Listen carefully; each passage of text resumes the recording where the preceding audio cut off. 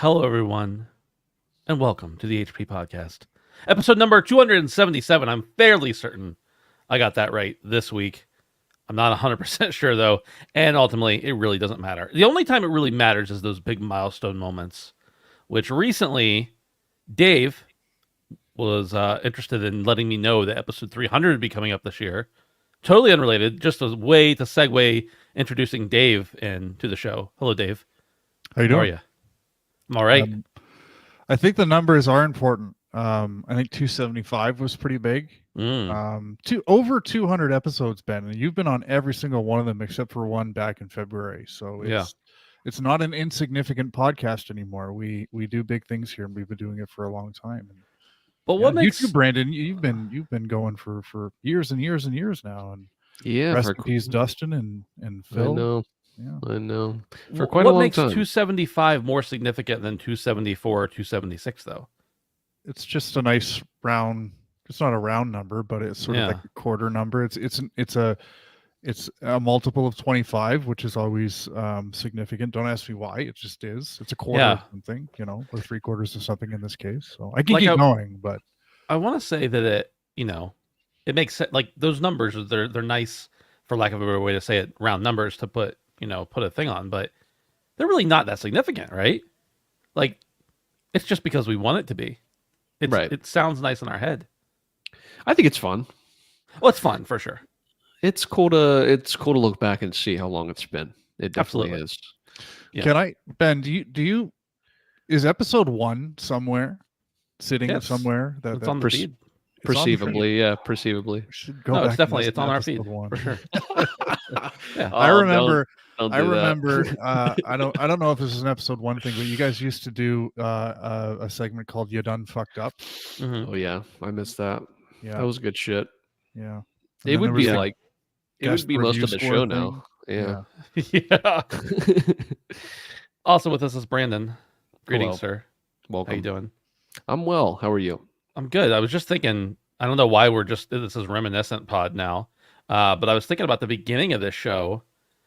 It actually started out with you not being able to do every week, and Phil also not being able to do every week. So Dustin and I were there, and it was always either you or Phil, depending on the week. And then Phil died. Not really, everybody. If you haven't been here around for a while, Phil isn't really dead. We just pretend like he is. So now you know, and you're in on it. And then Brandon came on full time. So Brandon, you kicked him out. Did you kill Phil? No, dude, I could never kill Phil. He's one of my bestest buddies. He died peacefully in his sleep. Yeah. At least that's what I've been told. Phil recently got a gaming setup, and it's just amazing. like it's a nice setup. It is nice, but just like he hasn't been on the podcast or shown his face in a while, he also hasn't gamed with us at all. So he's really dead. He did tell me that he got like all the Fallouts, which is cool because I don't know that he's ever played them, but he was like, "Yeah, I got this like mega bundle and I have all of them now." No, Phil did play one of the Fallouts. I'm pretty sure he played Fallout 4 or Fallout 3 and got to the end of the game or quit halfway through the game and was like, "I'm really irritated because I'm walking so slowly." And it turns out that he was actually over encumbered the entire time he was playing and didn't know it. So maybe Fallout isn't his jam. I don't know. Right. That guy has more games that guy has the biggest game collection of games that he hasn't actually played. Oh yeah. Anyone in the history of mankind. And I I know nobody that has more movies than Phil. Yeah. Man has a very family video ass setup. I'm not saying that like in a bad way. I'm saying that in like it's an impressive amount of movies way. Yes. Physical media. With that. He's a physical media man, and I appreciate that about him. I do too. He likes his action figures. Enough about Phil. Guys, I built a chicken coop today. Oh my god. Well, not really. I didn't build the coop yet. That's for tomorrow. But we built like the outer shell that will contain the coop. So that's how my day went. I built a chicken enclosure. It's not 100% done, but it's pretty close. Do you use chicken wire to produce like egg laying chickens, or are you producing poultry for eating? I'm not doing any of it. My wife, although that's usually how it starts, and I end up helping. But but hopefully she's going to take this one. But she wants them for eggs, and I think she might be interested in butchering some chickens, but mostly for the eggs. Yeah. But I got to this point, like it's not been terribly expensive, to get it going, and you get eggs, and eggs are expensive, and these are like literally grown in your backyard eggs, so they're tastier and bigger than the eggs you buy at the store. But I was today at one point I was like, how many eggs do we have to get before we break even on this? Start like, I don't selling know. them. She's like, I don't know a lot. I'm like, well, you only want to get 6 chickens, right? She's like, yeah, to start out with. And I was like, so that's 6 eggs a day. And she's like, yeah, hopefully. And I'm like, what do you mean hopefully? She's like, well, they don't always lay, but they should lay a chicken or an egg every day. And I was like, so we got 6 chickens. We'll get 6 eggs. There are 4 of us. I don't really eat a lot of eggs, but she and the boys do. I was like, that's like enough for the day. She's like, well, there might be some weeks we have to buy more. I'm like, so we're still going to have to be buying eggs while we got these chickens. Spent hundreds of dollars building this enclosure for them. And then you got to maintain them and everything too. And she's like, well, we can get more. And I'm like, well, won't that just increase the cost of how much we have to spend? But anyway, I'm totally fine with it. I think it's a fun hobby, and certainly the eggs will be tasty. But I was just thinking, I was like, this is not going to be enough to be selling them and making money. This is going to be barely enough to make breakfast for the kids. I love how Ben's business mind didn't clearly didn't vet this enterprise before it started. No, she's wanted it. She's wanted chickens for years, and I've always told her when we have a place to do it, because where we lived before this, we didn't have enough space to do it. And I was always like, yeah, you can get them. And even still, like, I knew that it probably wasn't going to be like a financially make sense, but there is something like if you, there's a difference between like buying hamburger meat frozen at the store and going down the road to pick some up from your local butcher. Like there's a difference. So I know the eggs are better and it's worth it, but I'm like, this isn't really a cost saving project. It's a vanity project where you get to have some benefit out of it. And that's okay. That's okay. She also wanted to talk about maybe getting some meat rabbits, some rabbits to raise and kill them. And I said, absolutely not.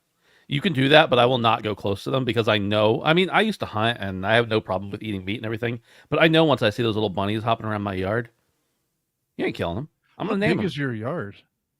It's decent size.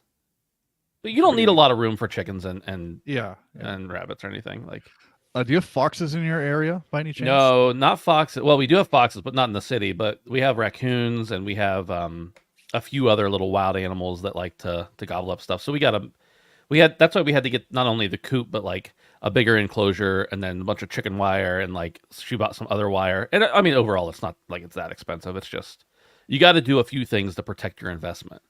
Right. Because they'll climb under, they'll crawl underneath it. The raccoons can figure out how to open the locks and stuff. You gotta lock it down.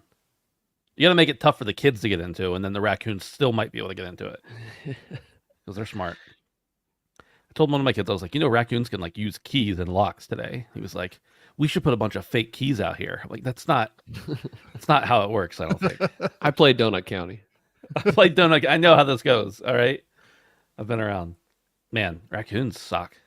They're so cute. I love they'll them. destroy your shit. Speaking of nature, I witnessed a squirrel steal a baby blue jay out of a nest and run away with it today.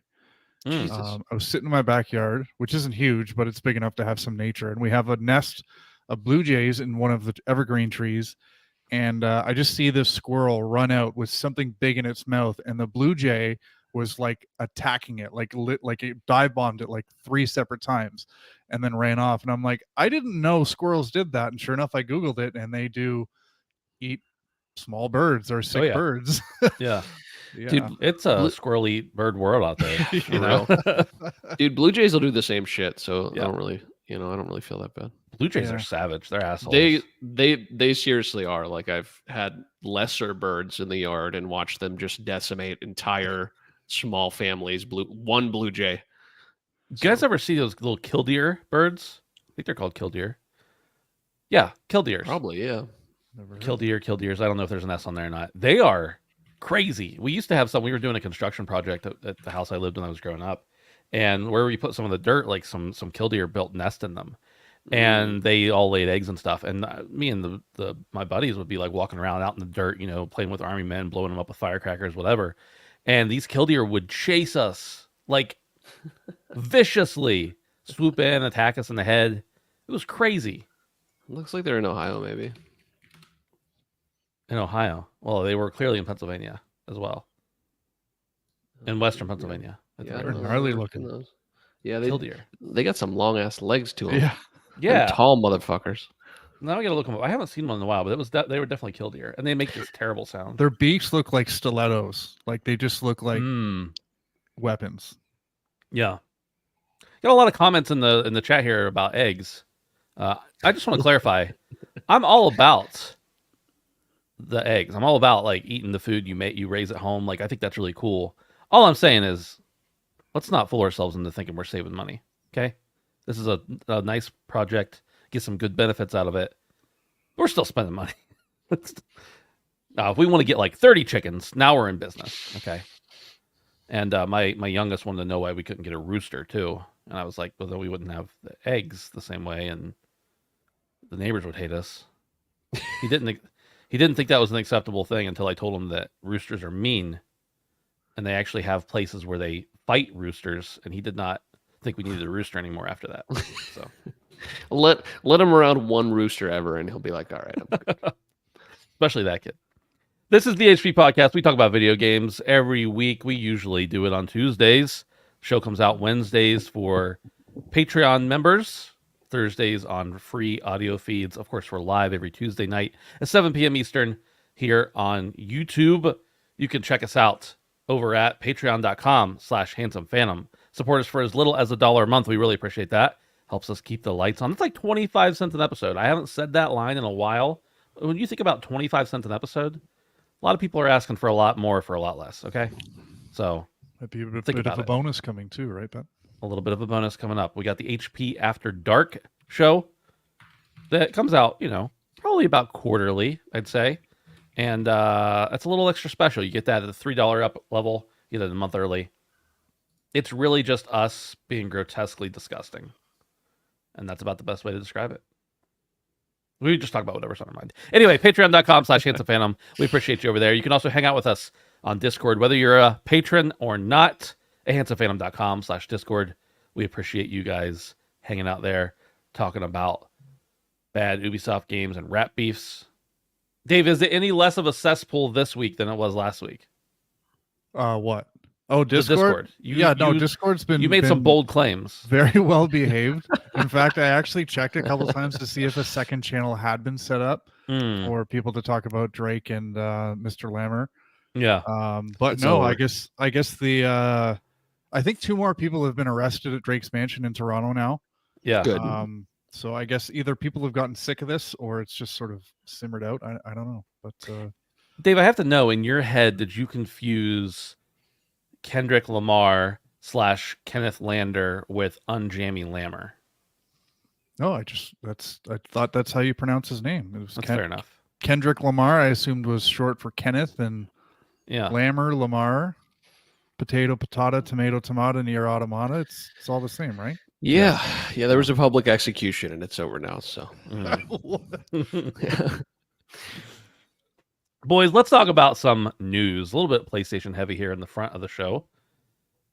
Herman Hulst and Hideaki Nishino will jointly succeed Jim Ryan as CEOs of Sony Interactive Entertainment. Hulst will lead the studio business group overseeing PlayStation's first-party teams and the development of PlayStation IP into TV and film. Previously head of PlayStation Studios and co-founder of Guerrilla Games, Hulst is excited to push the boundaries of play and entertainment. Nishino will head the platform business group, managing console hardware, technology, PlayStation Network, and third-party relations. Already SVP of Platform Experiences, Nishino aims to connect players and creators through world-class products and services. Both will report to Sony Interactive Entertainment chairman Hiroki Totoki, who has been acting CEO since Jim Ryan stepped down. He praised the new leader's clear responsibilities and focus on expanding PlayStation's audience. The changes, effective June 1st, mark Sony's first time having 2 leaders for the division, reflecting its growth. Also, I wanted to ask you guys, we got 2 new CEOs for PlayStation coming up. Dave, is this just a matter of not one single man can fill the shoes of Jim Ryan. I just want to know if this was David Wallace's idea, because like who's day to day and who's big picture stuff, Right, and which one right. does Dwight make a complaint to about Jim bothering him? It's a bit weird, and to be honest, it's a little bit disappointing because I've really been a Herman Hulst fan. Yeah. And I've really enjoyed his rise through Sony from, co-founding Gorilla, putting out Killzone games, and then Horizon, obviously, and now he's taking a more centric role with Sony. So I was really kind of hoping that he was going to step in. And I really kind of feel like he's a really smart guy, but he's also for the gamers, which is what I feel like Sony needs right now. So yeah, I think this was a bit of a weird move, and yeah, I mean, I'm kind of poking fun at that stretch in the office, but it does beg kind of a question as to why I'm making that comparison, because it's like, why two leaders? Like it's an odd decision, because ultimately they're going to have two different strategies. They're going to have two different sets of tactics to meaningfully move forward the brand. And I will give Sony credit that the way that they've laid out their two portfolios does make a lot of sense. And I think those two silos can operate in silos, and they can be mutually exclusive for the most part. But at some point, their strategies are going to need to converge. And it's really a question of, can the two coexist? Can they make compromises in ways that will not hurt the company as a whole, and damage the product that they're putting out? And the one area where I can see that happening is Sony's first party offering and hardware. And now two different people are overseeing those. But, when you look at stuff like VR, like at some point, what you're doing with your hardware is going to dictate the first party IP that you're putting out. So Hopefully. I don't know. It's a really weird move, and I hope it works out.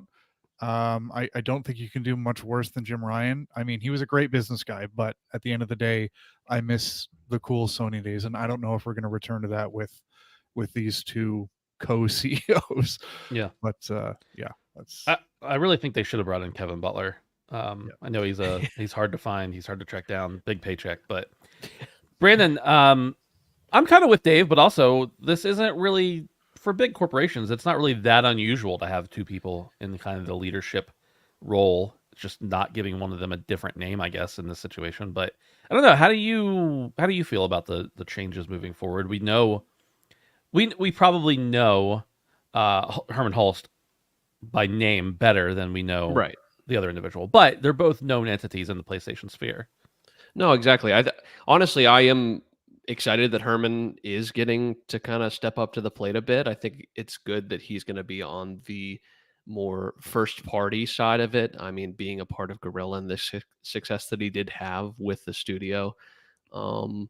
As far as the two leader strategy, I mean, I don't think it's that abnormal.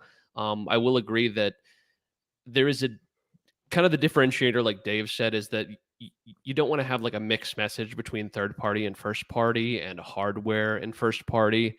But ultimately, it's like, with a company of this size, I think that it's probably for the best. I mean, we're seeing that in the console sphere that Sony is definitely coming out on top. And I wonder if some of Jim's growing pains at the end were because it was just him. So I think it's probably best for both of them in the end, that they kind of can flex in their own roles a little bit and they don't have to be overextended. But yeah, I think this is good.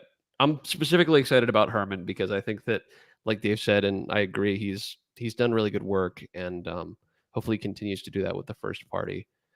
Having like literal direct experience in the first party, I think there is almost no one better that could possibly be a part of Sony's first party at this point. So yeah, this is definitely good news, and hopefully a good change for Sony.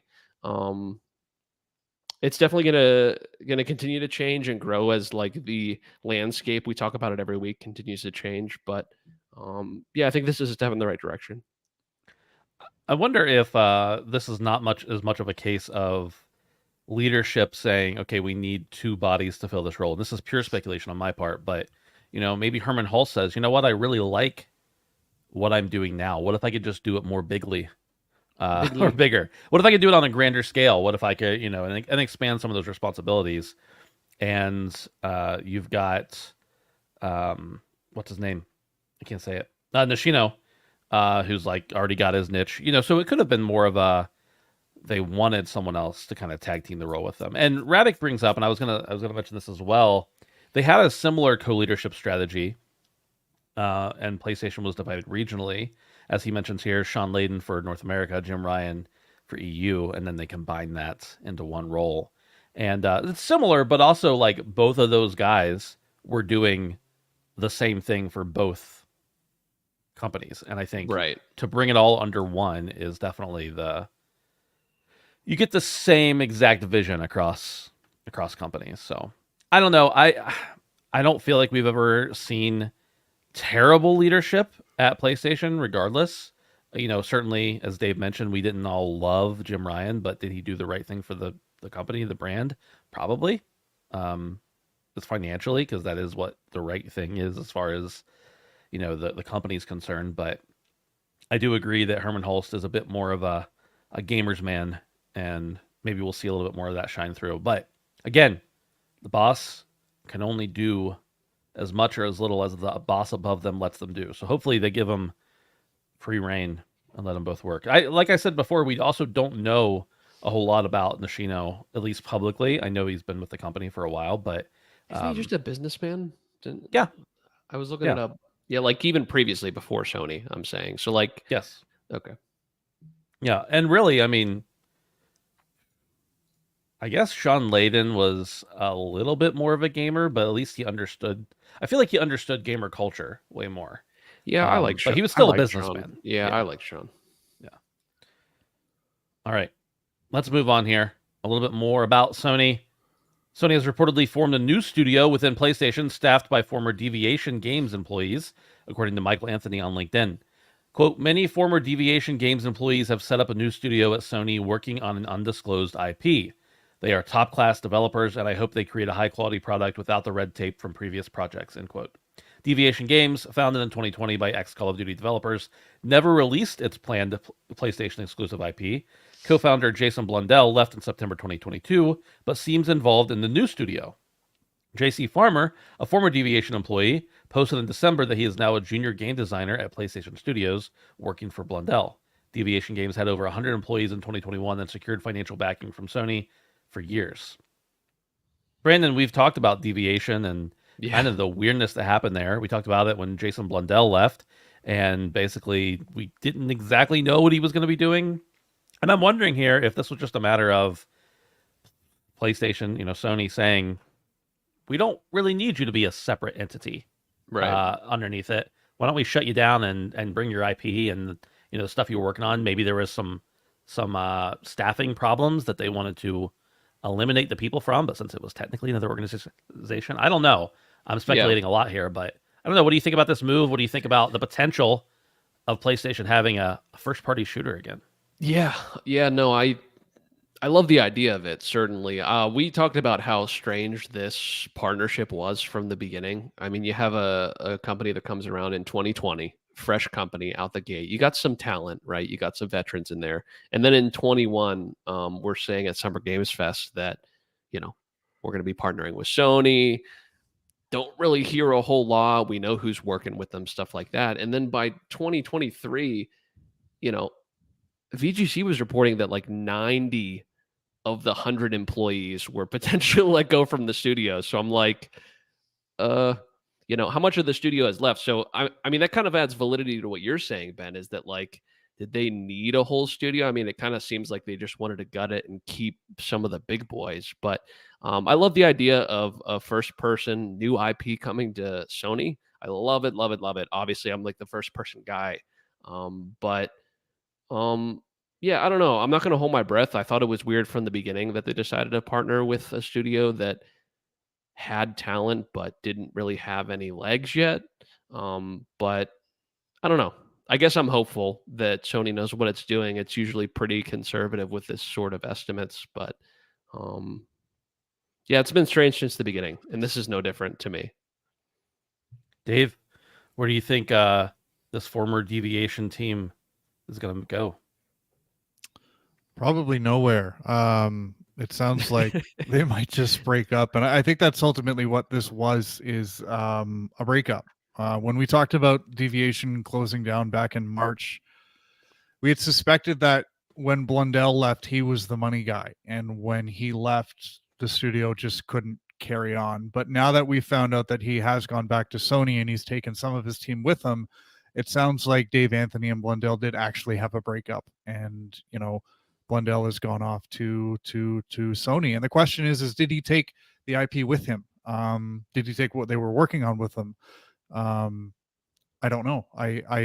I'm still excited for this, and I'm looking at this like Deviation, just like I was before, and that this is former Call of Duty zombies heavy developers. So that I'm excited about. And you guys talk about Sony needing a first person shooter, which I'm very hungry for. So whatever they're working on, I'm really looking forward to actually seeing. Let's just hope that Sony has learned from its whole linking up with developers who haven't created anything and have nothing to show and just give us like a PDF splash screen.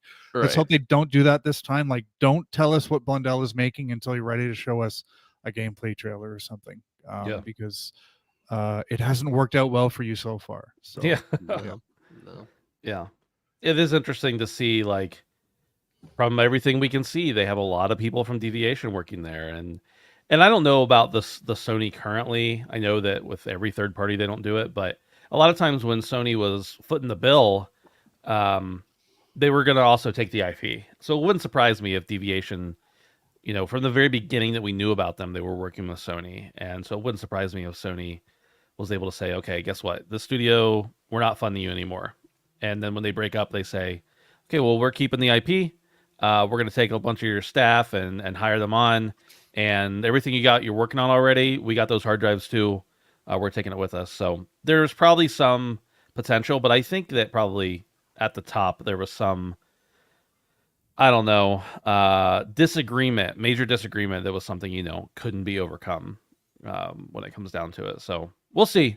I do think it's far, far past time for Sony to have a first-person shooter that is made and published by Sony, a Sony studio. And it's been what's the last one they really had? Killzone? Was Killzone the last one? Killzone. First-person shooter? Probably. Yeah. So it's granted the world is full of first-person games, but there's nothing like the marketing push that Sony can put behind it and the resources they can put in there. So hopefully we'll see. Radic in chat says the last one was Killzone Shadowfall in November of 2013. So 11 years almost. Launch title for the PS4. Indeed. Yes, indeed. Died a tragic death. Number 3. Square Enix is laying off employees in its American and European divisions as part of ongoing restructuring, according to an internal meeting led by President Kiru. The layoffs will impact publishing, IT, and the collective indie games division, with notifications starting this week. UK employees will have a 1-month consultancy period, while US employees may leave before June. This restructuring follows disappointing game sales and coincides with Square Enix's new business plan to focus on multi-platform AAA titles. The company aims to optimize cost and expand its audience by including titles on Nintendo, PlayStation, Xbox, and PC. Recent financial results showed a nearly 70% profit drop, partly due to canceled projects not aligning with the new strategy. Dave, it seems like we've definitely had not a lot of Square Enix games necessarily be exclusive to one party or one platform or another, but a lot of big Square Enix games be exclusive to one platform or another. And we know that Square Enix has a long history of saying this game didn't meet expectations, even though it sold amazingly. So I don't know what their expectations always are. But the numbers don't lie here. They seem to definitely have gone through some rough times. And I'm wondering what you think about the multi-platform approach as a rule instead of, the exception. I think Square Enix is still very well positioned to continue its multi-platform approach.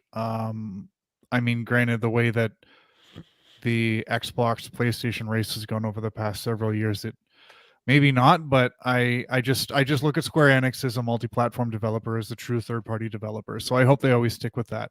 You make a good point about their expectations, which always seem to be really high.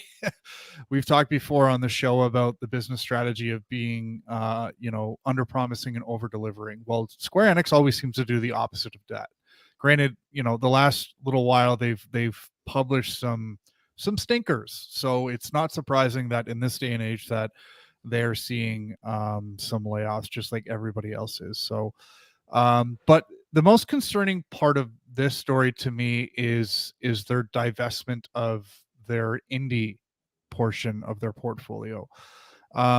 Just because the indie market seems to be so saturated right now. And I think one of the things that's helping a lot of indie creators is these larger publishers putting in some investment to these indie games, and to see a big player like Square Enix basically cut that part of their business right out is a little bit concerning for an already dire situation. It will be interesting to see what the trajectory is of other big publishers. Similar initiatives are. I'm thinking about like EA Originals for one. How that looks in the next few years, because when you see someone like Square Enix drop out of supporting indies, it's not really a good thing. And I know every year we get a couple of indie darlings that just come out of the woodwork, but for every like one Lethal Company or Hades or whatever it is there's hundreds, if not thousands, that just get buried on storefronts and you never even hear of. And Ben, this is something I shared with you on Twitter, that it's actually gotten to a point where a lot of indie games are having to launch in early access or rely on Kickstarters, or even launch with discounts. So launching at a discounted price up to 20% just to either fund their projects through to completion or to even launch. So I don't know. I said this a couple of weeks ago, but the golden age of the Xbox Live Arcade is way behind us, and it's just a little concerning when you see big players like this kind of pull out of the indie scene. And as I said with the EA thing, I hope we don't see too much more of this. But yeah, a friendly reminder to support some indies now and then, because they're not getting much help right now. Well, Brandon, what are your thoughts on Square's new approach? And also, tell me a little bit about your thoughts on indie games currently and where they're headed. You've not really, not to derail, but as a brief aside, it's only been in the last few years probably that you've really gotten much into indie games. You used to be pretty much a AAA exclusive gamer. Sure. No, yeah, absolutely. But yeah, I guess moreover, as far as Square goes, I guess Foam Stars didn't do it as well as they thought. I don't think Foam Stars really hit the mark there. No. Oh man, they put all their eggs in that basket, huh? They put a few of them in there for sure. And PlayStation helped them pick up the basket while they were at it. Yeah. They foamed everywhere. No, yeah, I mean, this is not surprising with the massive amount of cutbacks we're seeing across the industry. I think it's especially not surprising that it's happening to indies, just because I feel like they really are a gamble. And I don't want to say it's like a charity thing, but I feel like the big titles are usually the big payoffs, usually. And Dave even said it himself. I mean, you can invest in, a dozen indies, and how many of them are going to make their money back? It's hard to say. It's really a gamble with any game, but when you have established IP like Square has, it's a lot safer of a bet to bet on that than something new. So even though I don't like this, I think that indies are good. New IP is good. I think that some of the best games ever made were made by small studios and not big ones.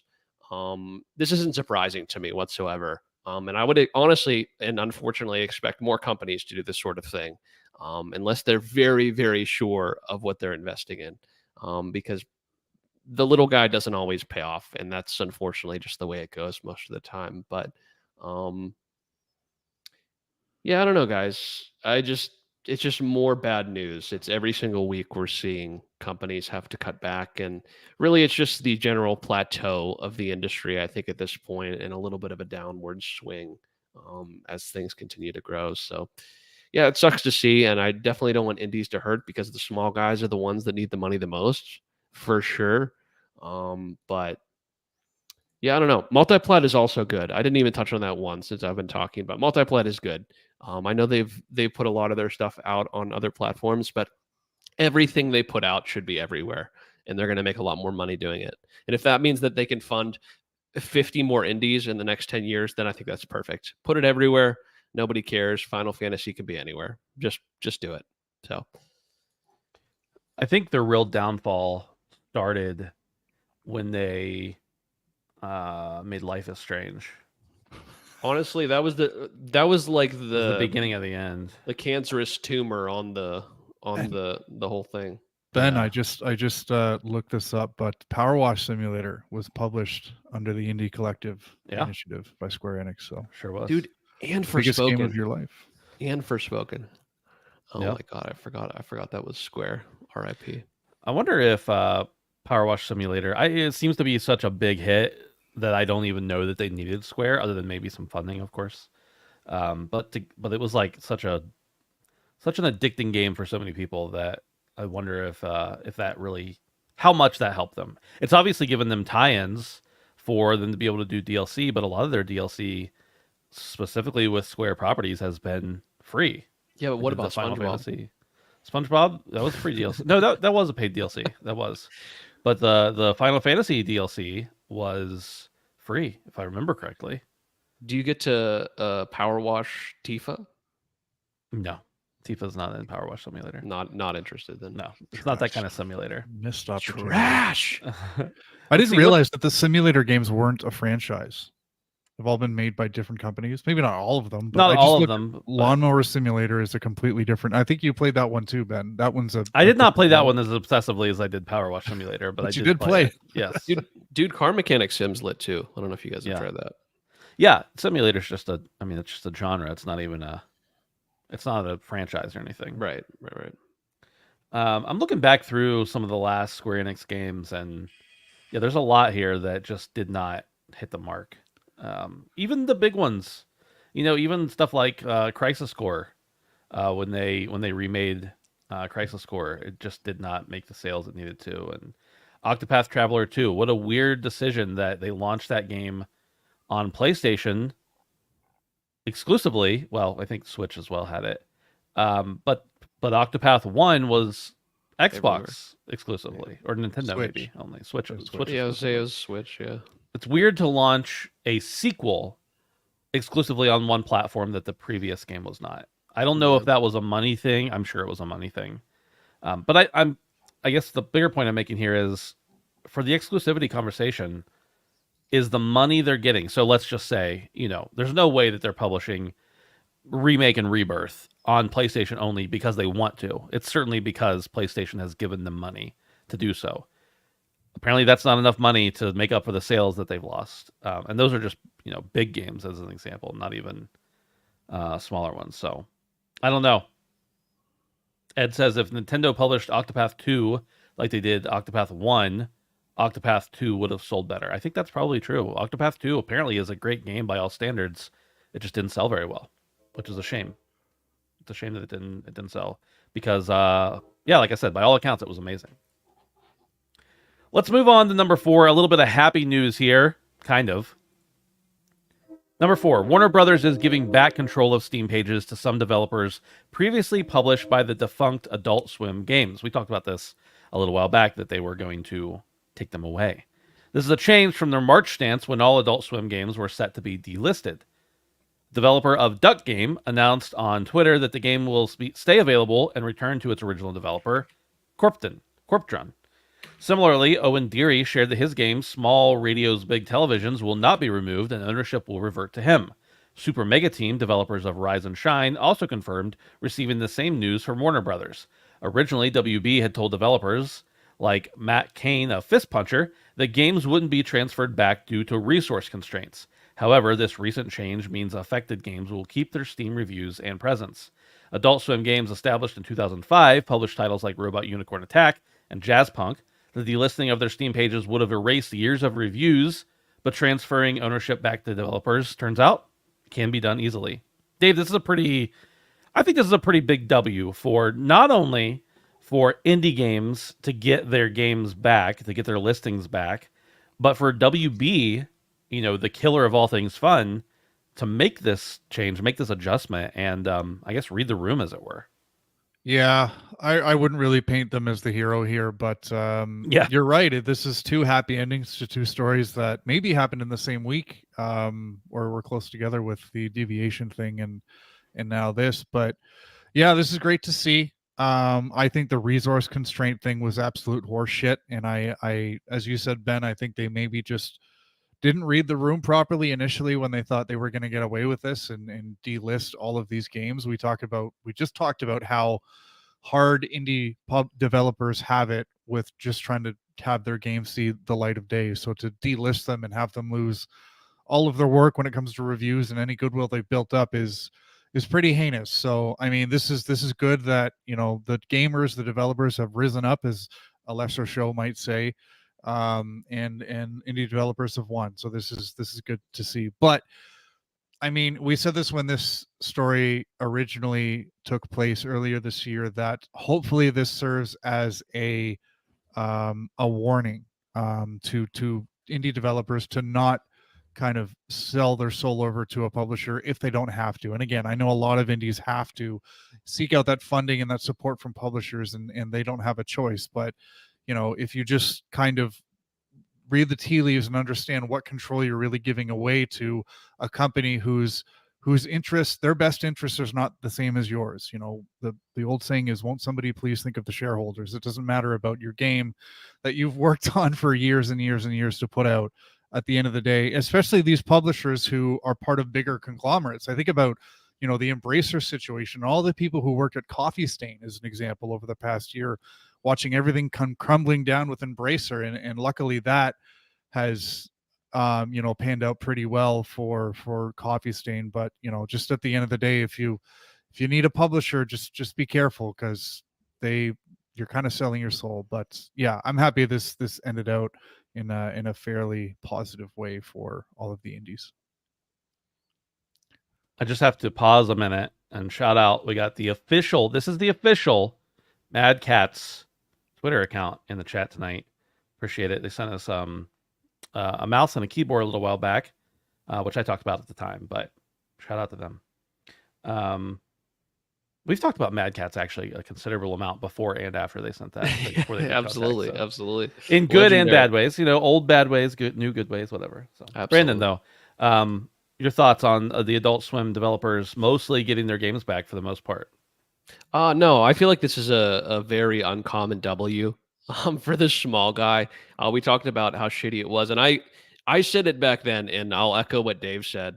Me always going after Dave, but literally when we talked about this the first time, I said that excuse is bullshit. It's just pure bullshit. And we've known how scummy WB can be in the past in all ways, and how non-consumer friendly they can even be, let alone the people that are under their umbrella. So this is definitely an uncommon W.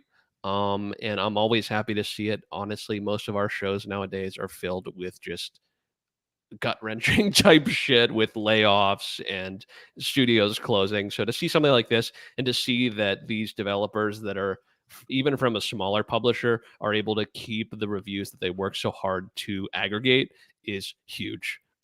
It's absolutely massive. And I'm honestly a huge fan of Adult Swim in general. So the fact that Warner Brothers did the right thing was definitely good. Even if it was just PR, I will take it this time. I will take it this time. And hopefully other studios that, see this sort of thing and are making considerations in the future can kind of just see what happened and kind of learn. So Dave said we definitely shouldn't look at WB as the good guys in this situation, and I think that's 100% accurate. Because let me tell you, I've told you guys before, I have access to the Steam backend. I publish games on there. I interface with it on a semi-frequent basis. It is easier to transfer ownership of a game, of an IP, to another publisher. There's a couple little hoops, but it's relative. It's like 4 or 5 button presses, as long as you're both interfacing.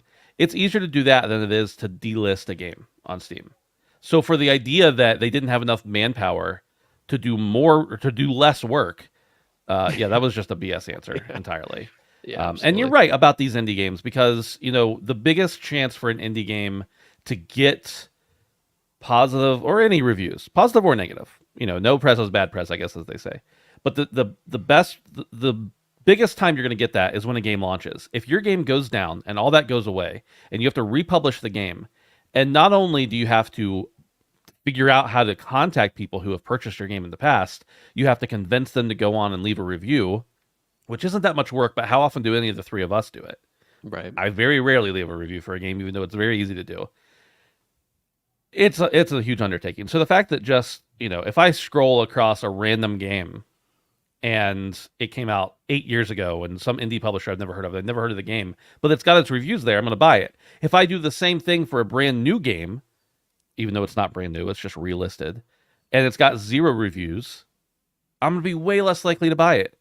So it's a huge thing to be able to keep those reviews, keep those aggregates of everything. So big ups to them. And I don't know that many of these games probably had listings on things like Metacritic or OpenCritic even.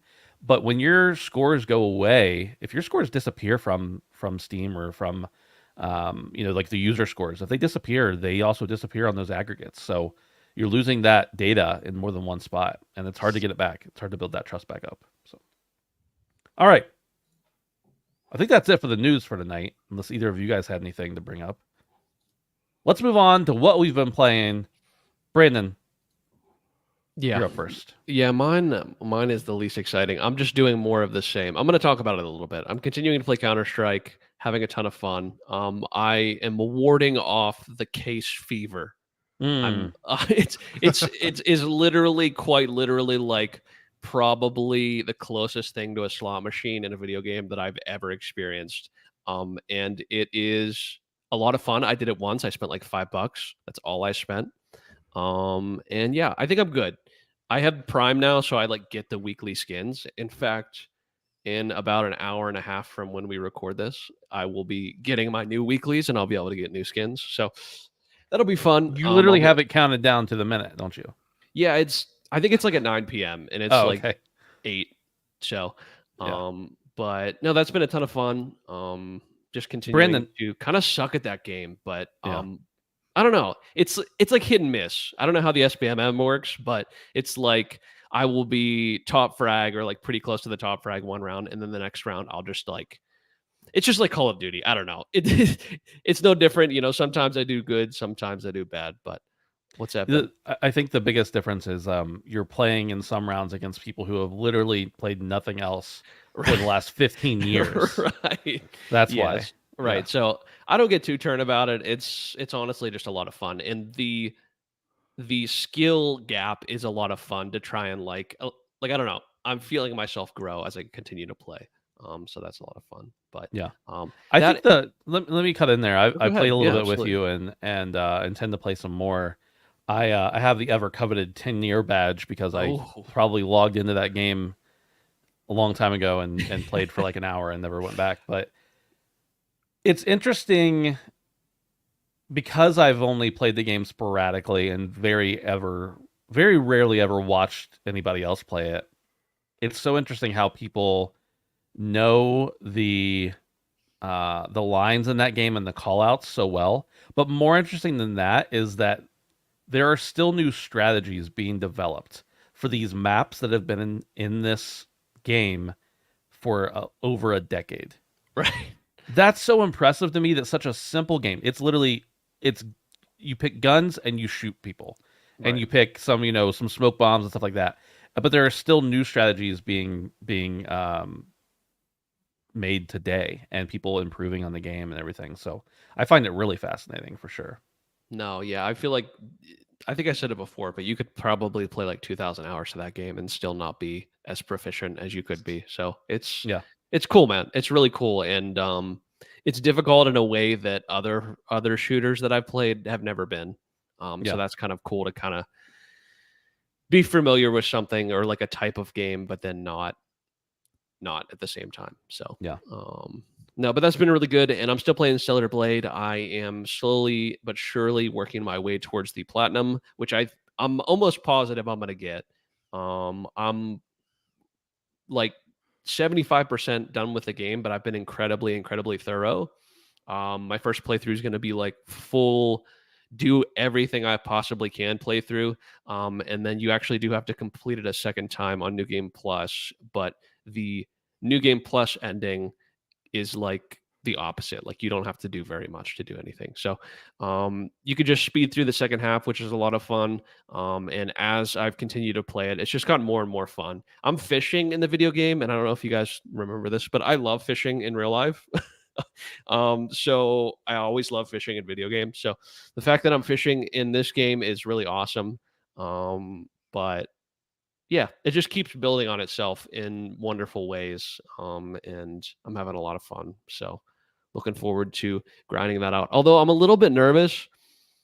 I finished the Fallout show. I'm gonna have a little bit of an aside right now. I finished the Fallout show, which was amazing. I really enjoyed it. If you guys have not watched it, watch it. Whether you're a fan of Fallout or not, watch the show. It's great. But I want to play Fallout 4 now. And I need to finish Stellar Blade before Did you never play that. Fallout 4? No, I did, but I want to play Oh, it okay. again. Yeah, Yeah. After watching the show, I'm like, I want to, especially after the update on PC and shit. I think you could do Right. 120 hertz now.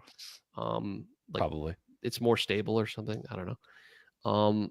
But nonetheless, what I'm trying to say is I need to finish Stellar Blade, and I want to platinum Stellar Blade. But I'm also the clock is ticking on the Elden Ring DLC, approaching me quickly. So I'm like, I would love to be able to squeeze in the Fallout 4 at some point, but ultimately that's probably gonna have to wait. But enjoying Stellar Blade, would love to play Fallout 4.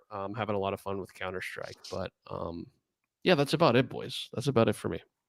Nice. I'll go ahead and go next.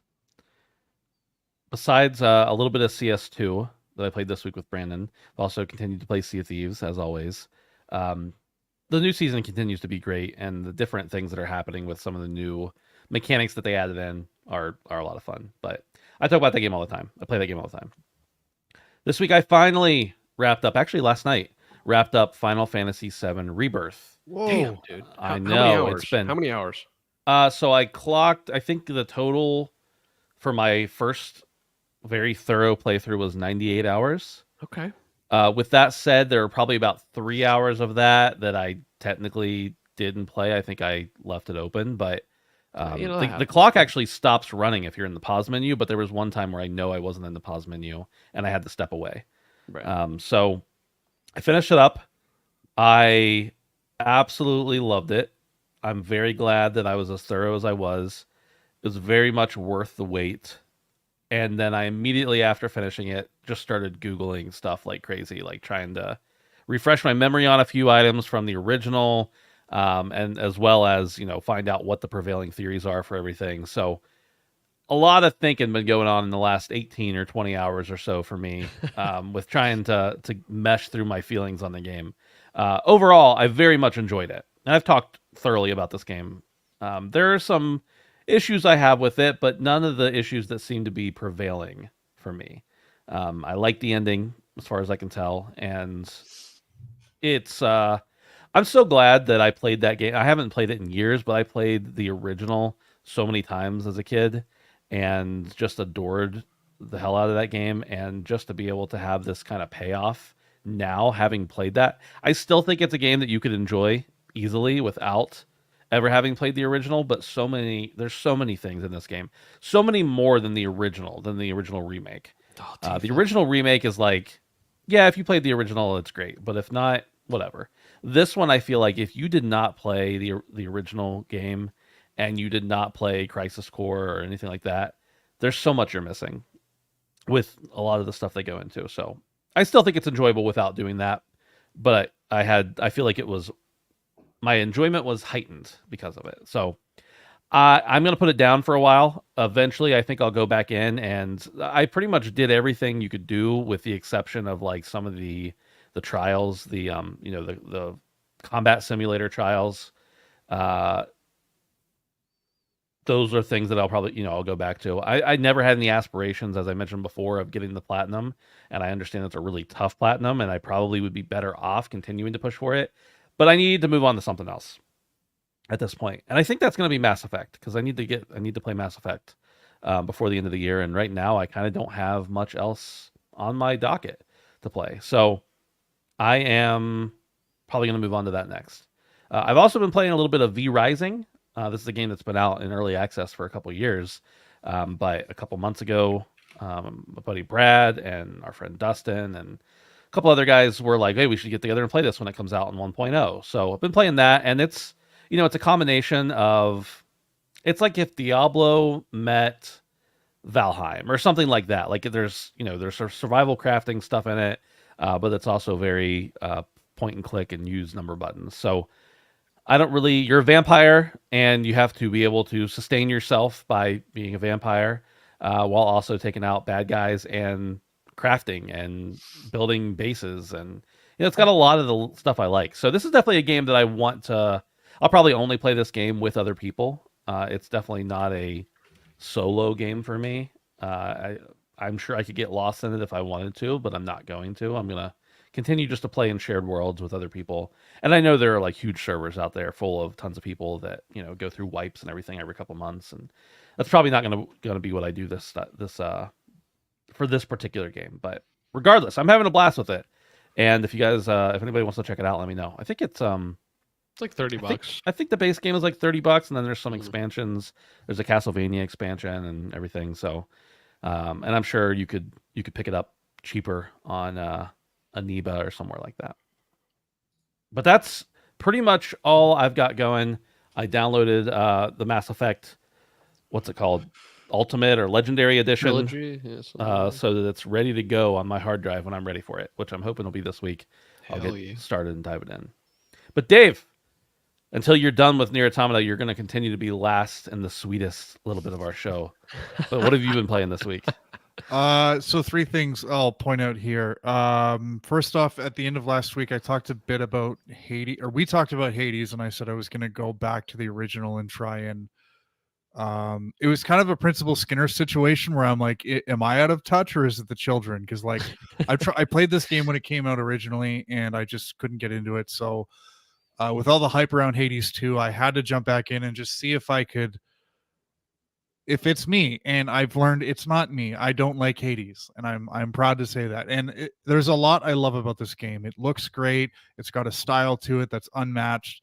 It's fun to play. Like the moment to moment gameplay is really cool, and trying out the different weapons and abilities. But just the inherent repetition, I cannot get over. And I know this is in like it's part of rogue likes, but I've played games in this genre before where it didn't have this much inherent repetition. I'm thinking about like Cult of the Lamb, where you do have to go through a singular dungeon like several times, but eventually you unlock immediate access to the second set of or the second dungeon, so you could just kind of go straight into that. Returnal, a game that I haven't actually played, but I know like once you beat a boss, you don't have to fight that boss every time, and you can just kind of go through the biome. And I think once you get like halfway through the game, that's your starting point is the fourth biome or whatever. So I don't know if this is the difference between like a roguelike and a roguelite, where one of them you actually start from the very beginning every single run. But I went on Reddit and I just I needed to find some validation, and there was a lot. What was interesting was there were people who were saying, I understand the issue you're having with repetition, and I had that too, but once it gets your hooks into you, you get addicted, you get hooked to the run. And what I do think Hades does is it does, like, there's a lot of story development every time you die, and you go around and you talk to NPCs, and every time you talk to them, you know your relationship with them changes, and obviously you change your abilities and upgrade and stuff. So I think it does a lot well there, but it just I've given it a solid 5 to 7 hours. I think that's enough for me to say I'm good to move on. Yeah. So yeah, that's Hades. You're quite the counterculturist these days, Dave. You don't like Hades and you love Skull and Bones. Like, dude, he called us brain dead or whatever. Okay, hold on. The people who are saying they hate Skull and Bones have not played Skull and Bones. So Correct. they're the same people who didn't play Hi-Fi Rush. Exactly, but Champion did. So, but they had the opposite reaction. Exactly. Yeah. So yeah, I'm not trying to be I'm trying to be a culturist, because I've taken 2 kicks at this can and it hasn't worked out. Yeah. Anyways, Elden Ring. Yeah. Like many people have. Oh, hold on, Brandon. No. I've obviously Elden Ring is front of mind. We've got Shadow of the Erd Tree coming in 3 weeks or so. It's creeping up, baby. and I've been thinking about jumping back into the game and starting a new character. And I started a new character. I think it's the warrior class, the one that starts with two swords and no shield. And I got to tell you, playing this game without a shield is kind of like playing on hard mode, especially for me who hides behind a shield. And that's like, I'll creep around corners in a dungeon and I'm just waiting for something to jump out at me, but I've got my shield up. But when you don't have that, it's like it's a whole new level of anxiety. So yeah, I just jumped in just last night and I just kind of ran around. I'd really like to explore more and not, kind of go through Lendel, I think it's the first area it's called, and do a lot of the dungeons and stuff. But the problem I'm having is I played for a bit and then I backed out to the main menu and I was just like, let me just make sure my save is still there. And my original save is gone. it's gone. And I don't know where it went. I don't recall ever deleting anything like this. You playing on PlayStation? I am playing on PlayStation 5. And I called Herman and he didn't answer my call. But so I went to my backups, and sure enough, because I have not maintained my PlayStation Plus subscription, when I go to backups, I get a paywall that says, hey, do you want your backed up saves? Just pay us $12 and you can have them. And as you guys know, homie don't play that. So oh shit. It might be worth it for that though. For your Elden Ring save. Dude, it's the principle, man. Yeah, I know. 80 here's the hours, thing is I think I'm gonna be out on the DLC, at least to begin with. Like I'm sure at some point in the next little while I'm gonna want to play Skull and Bones or Call of Duty or something, and I'm gonna get a month of PS Plus, and at that point I'm going to check my save, and hopefully it's just a matter of I back up my save and it's back on my PlayStation locally. But in any case, it should be.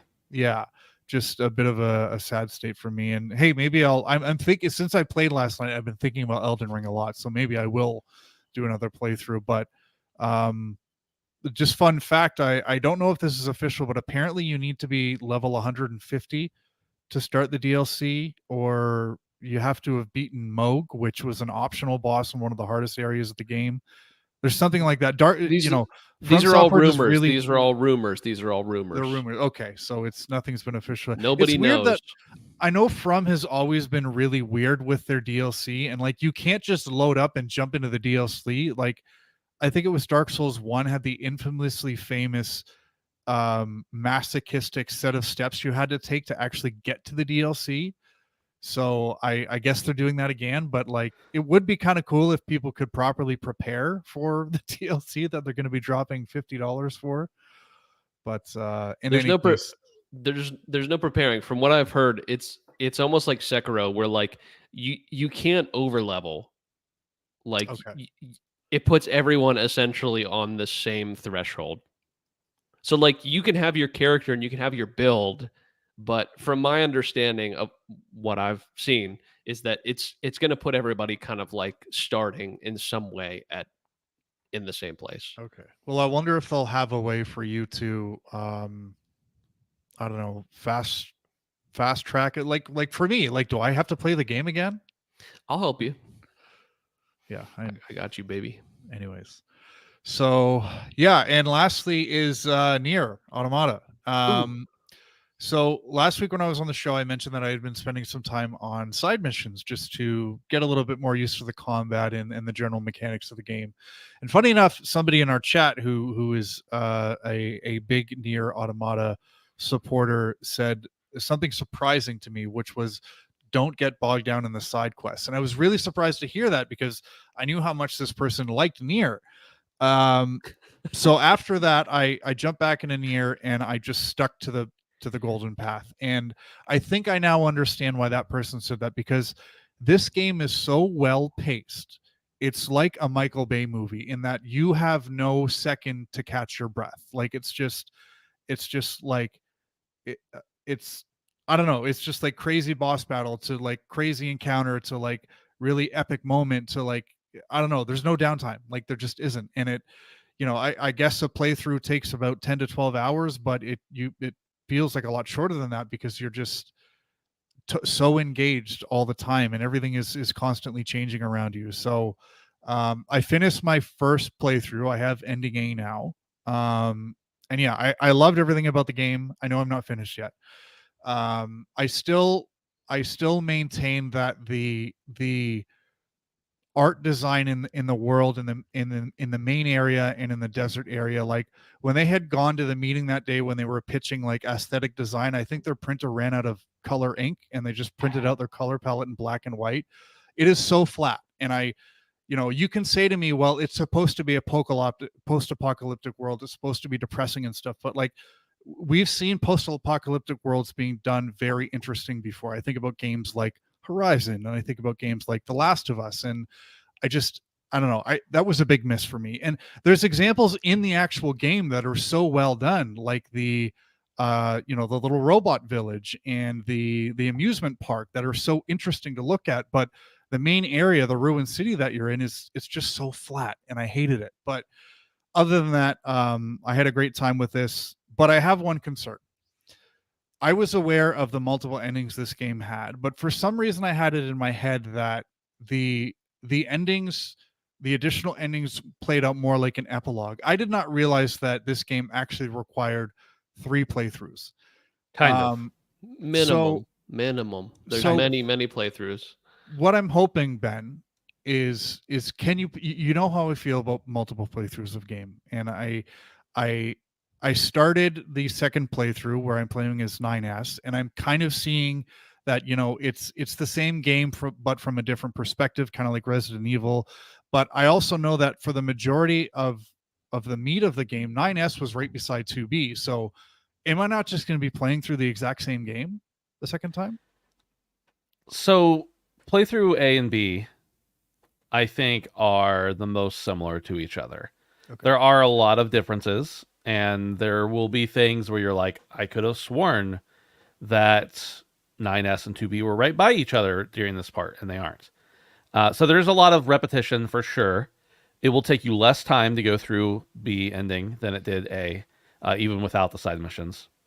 But once you get to C and further, it's such a misnomer for people to say this game has multiple endings and that you have to play it through multiple times, because you're not really playing the same game through multiple times at all. It's like if they did The Last of Us 2, but good. And you know how you play Last of Us 2 from multiple perspectives and you play this, the same game.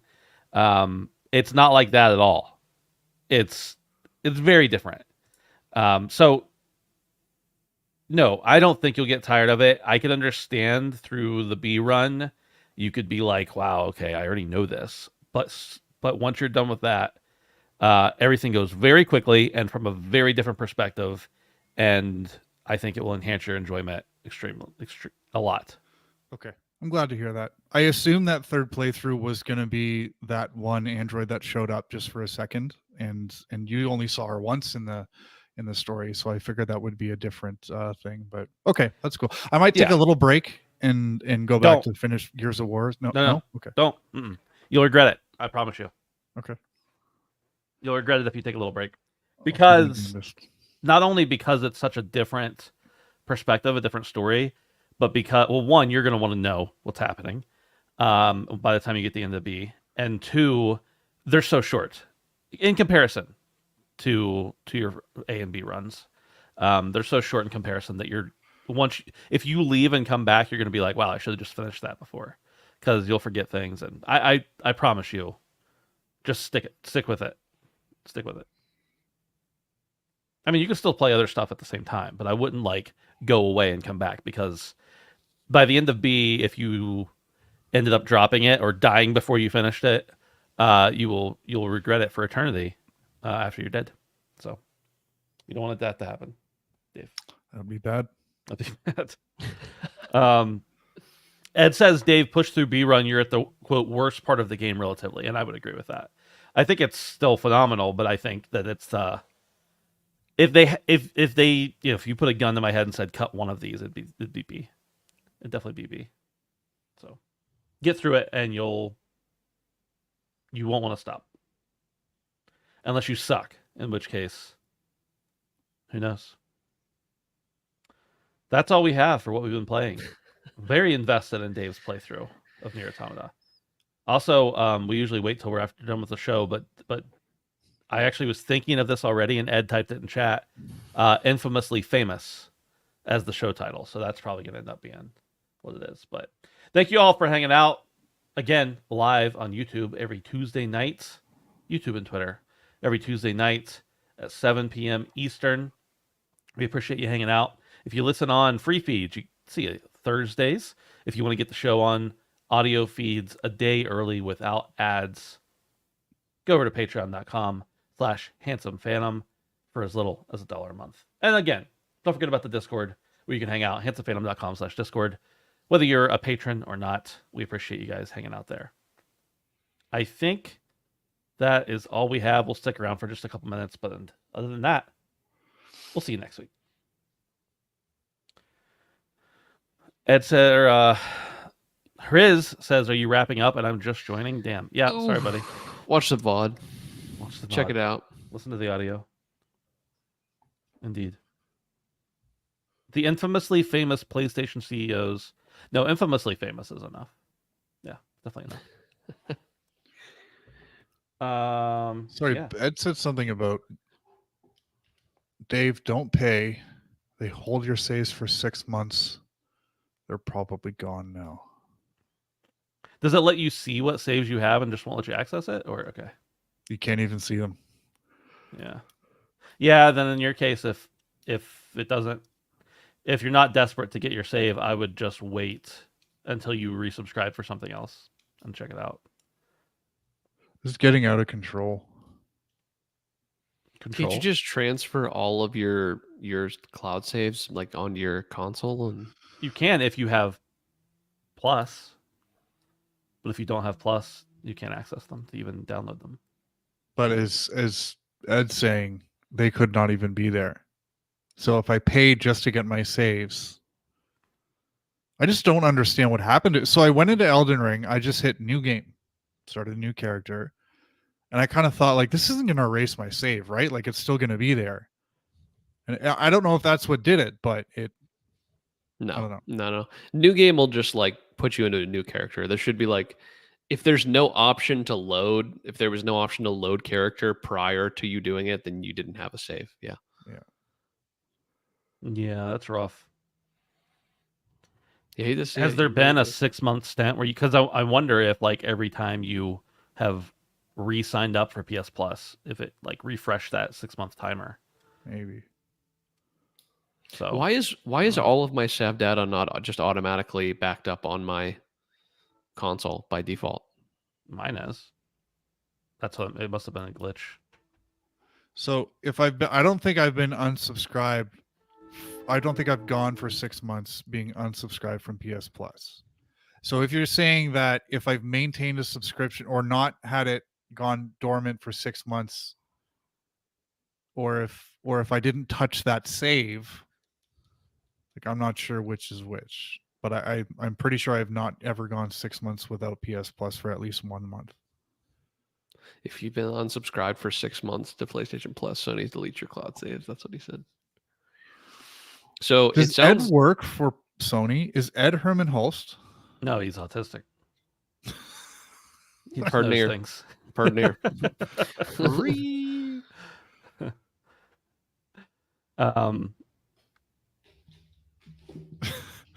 Yeah, I think if you haven't been unsubscribed for 6 months straight, you should be okay. But I only know that number from Ed. I don't know if it's actually 6 months or not. But if it's 6 months and you have, and I would imagine it like refreshes anytime you were to sign up. Yeah. Because it'll just like reinstate those already saved things. But if you're gone for 6 months, then they're fucking gone. Yeah. I'm surprised. Did you look in your console storage just to make sure like it wasn't there somewhere? I did. I didn't look thoroughly, but I went and checked, and I have an SSD hooked up, but there was nothing there either, and I don't know why a save for a PS5 game would have gotten to my SSD. Dude, you're scaring me. But I'm gonna get rid of PlayStation Plus whenever mine runs out here. Honestly, probably in a couple months. I'm gonna have to check all my saves before that because I cannot have what happened to you happen to me. This also happened with Ghost of Tsushima, so this is not the first time. But that was a different platform, wasn't it? I mean, same accounts. I thought I transferred everything over. I understand it's a slightly different set of circumstances, but still Right. kind of a mystery. Any chance you've ever backed up your PS5? Not that I recall. No. I know. Anyways, I know multiple people who had that happen with Ghost of Tsushima. By the way, we're getting lost in the weeds here because I know everybody's excited for Shadow of the Erdtree, but more importantly, Deep Rock Galactic Season 5 comes out in June, and one of us has to play that at launch. For Carl. I'll hop in with you, Dave. Now we have it on Steam now. Dude, I'm on like every fucking platform. So wherever you want to play, bud. PS5, Xbox, fucking I have an account on everything now, apparently. Yeah. And none of your saves transfer over. None of them. They're all unique. I love it. I love it that I have to restart every single time I play you have it a somewhere different else. main on each console. Yeah. Seriously, it's insane. All right, boys. I got to roll. We're going to end and then upload, and then we'll see you guys next week. See ya. Thanks for hanging out. Bye. Bye.